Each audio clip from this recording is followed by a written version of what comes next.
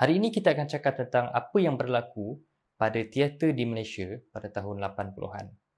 Pada tahun sebelum itu, kita bercakap tentang macam mana kumpulan-kumpulan penggiat teater pada waktu sebelum ini, tahun 70-an, mereka sebenarnya bergelut dengan keadaan semasa, keadaan politik semasa, sehingga menyebabkan kebanyakan karya yang dibuat pada tahun 70-an, kebanyakannya karya-karya yang tidak diterangkan dengan jelas dia punya maksud. Maksudnya dia menggunakan simbolisme untuk banyak benda.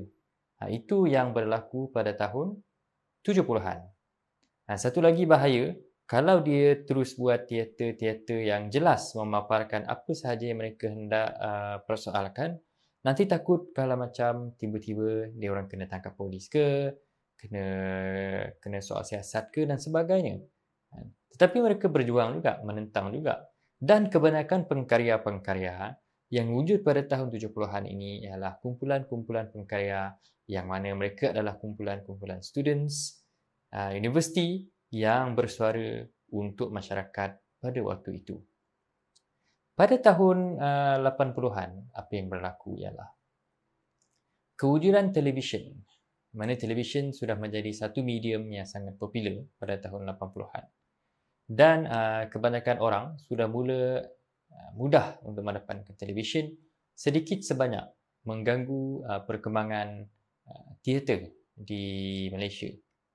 Pada tahun 80-an, apa yang berlaku ialah kebanyakan pengkarya, walaupun begitu, walaupun TV wujud dan sebagainya, tetapi kebanyakan pengkarya yang datang pada tahun 80-an ialah kumpulan-kumpulan pengkarya yang datang daripada pelbagai latar belakang pembelajaran. Ada yang dapat pelajaran teater dari luar negara, ada dapat pelajaran teater daripada dalam negara, ada yang sebelum ini buat benda lain tapi buat teater sekarang ini. Berbeza dengan tahun-tahun sebelum ini, kalau kita lihat kumpulan-kumpulan penggiat teater ialah kumpulan-kumpulan yang mereka tu adalah kumpulan pelajar yang inginkan suara mereka didengari di mata masyarakat. Pada tahun 80-an, bagaimana form teater pada tahun 80-an dan apa bentuk-bentuk teater yang dihasilkan? Antara nama penting pada tahun 80-an adalah macam Zakaria Arifin dan Khalid Saleh. Form teater pada tahun 80-an sudah tidak lagi dilihat jelas. Sebab sebelum-sebelum ini, banyak form teater telah dihasilkan. Tetapi apa yang jelas, apa yang pasti pada tahun 80-an ialah kebanyakan pengkarya pada waktu itu banyak menghasilkan karya-karya yang bercakap untuk masyarakat.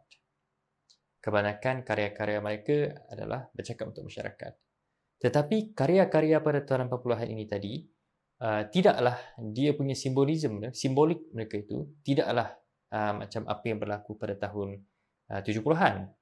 Tetapi masih ada pengkarya pada tahun 80-an yang masih lagi kekal dengan cara simbolisme yang dibawa oleh tahun 70-an. Pada tahun 80-an juga, perkembangan teater telah menjadi semakin bagus. Maksudnya semakin banyak teater-teater dipersembahkan di sekitar luar daripada Kuala Lumpur.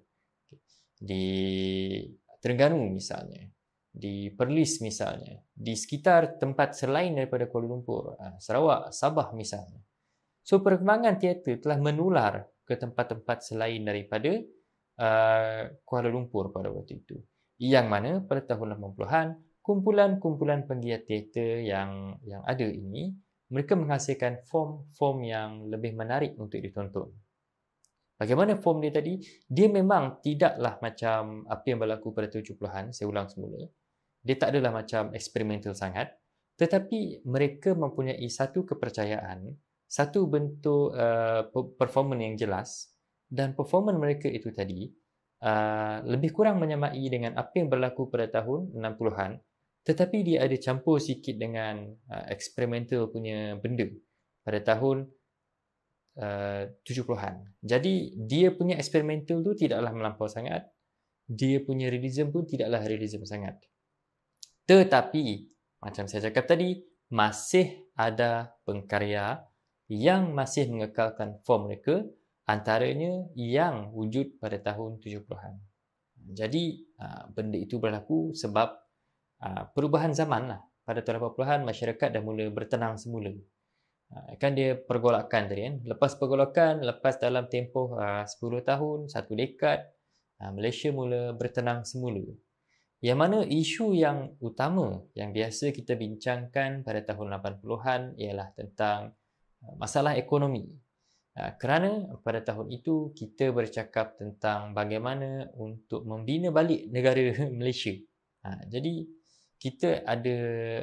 pada waktu itu teater dijadikan satu medium untuk bersuara semula pada tahun 80-an. Kumpulan-kumpulan pengkarya ni tadi. Antaranya macam karya yang macam di hujung tahun 80-an yang terkenal adalah macam Zakaria Arifin punya karya. Kemudian kita ada Khalid Saleh punya karya pada tahun 80-an ni. Kumpulan-kumpulan pengkarya ini. Dan mereka semua ini membuat karya-karya mereka kepada masyarakat umum yang mana persembahan mereka biasanya kalau kita cakap tentang Dewan Bahasa dan Pustaka, mereka antara kumpulan yang sangat-sangat aktif dalam membuat persembahan teater. Yang mana seterusnya memberi keadaan, memberi kepuasan, memberi perubahan kepada form teater itu sendiri. Apapun kalau kita nak cakap tentang perkembangan teater pada tahun 80-an, tidak banyak yang kita dapat data-data dia kerana kebanyakan penulisan telah tamat. Kebanyakan penulisan karya-karya, kebanyakan penulisan berkaitan sejarah ini tidak ditulis dengan lebih mendalam selepas tahun 80-an. Selepas tahun 70-an, sorry. Tetapi apa yang berlaku pada tahun 80-an yang jelas ialah macam pengkarya-pengkarya sudah mula untuk membuat karya-karya yang lebih mudah untuk difahami tetapi tidaklah terlalu simbolis. Maksudnya dia ada juga simbolis dia. Dia ada juga macam Penunggu Pusaka misalnya. Dia ada juga bercerita tentang ni semua kan. Actually saya tak ingat sebenarnya Penunggu Pusaka tu terletak di bahagian mana. Tetapi apa yang pasti Zakaria Arifin punya karya. Itu karya-karya Zakaria Arifin yang mana banyak bercakap tentang bagaimana perkembangan masyarakat pada waktu itu. Jadi antara nama yang penting ialah macam Zakaria Arifin dan juga Khalid Saleh. Ini antara dua nama yang penting pada tahun 80-an. Dan pada tahun 80-an yang mana kita semua tahu bahawa perkembangan teater berkembang dengan baik sebab adanya pertandingan-pertandingan teater. Dan kumpulan-kumpulan penggiat teater dari seluruh Malaysia buat persembahan-persembahan mereka untuk dipamerkan kepada masyarakat lain pada tahun 80-an ni. Dan apa yang jelas pada tahun 80-an masih ada gerakan untuk melakukan sesuatu tetapi mereka belum lagi mencapai tahap yang ekstrim seperti mana apa yang berlaku pada tahun 70-an. Kerana pada tahun 70-an kita banyak bercerita tentang penentangan. Tahun 70-an kita banyak bercerita tentang bagaimana untuk mengubah semula keadaan semasa. Tetapi pada tahun 80-an kita lebih banyak bercerita tentang masalah masyarakat. Keadaan ataupun tema yang kita bawa pada tahun 80-an lebih kurang sama macam apa yang kita buat pada tahun 60-an. Maksudnya kita berusaha untuk mengubah semula keadaan dan memberi cadangan ataupun bagaimana untuk mengisi apa yang berlaku selepas kerusuhan kaum pada penghujung tahun 60-an yang mana memberi efek kepada perkembangan teater pada tahun 70-an dan juga seterusnya membawa kepada satu akta terhadap kesenian dan juga bahasa dan juga kebudayaan negara. So pada tahun 70-an itu yang berlaku. Pada tahun 70-an itu yang berlaku yang mana seterusnya memberi efek kepada tahun 80-an yang mana pengkarya-pengkarya pada tahun 80-an lebih suka untuk mengkaji, lebih suka untuk bereksperimen dengan isu-isu semasa yang berlaku dalam masyarakat setempat pada tahun itu.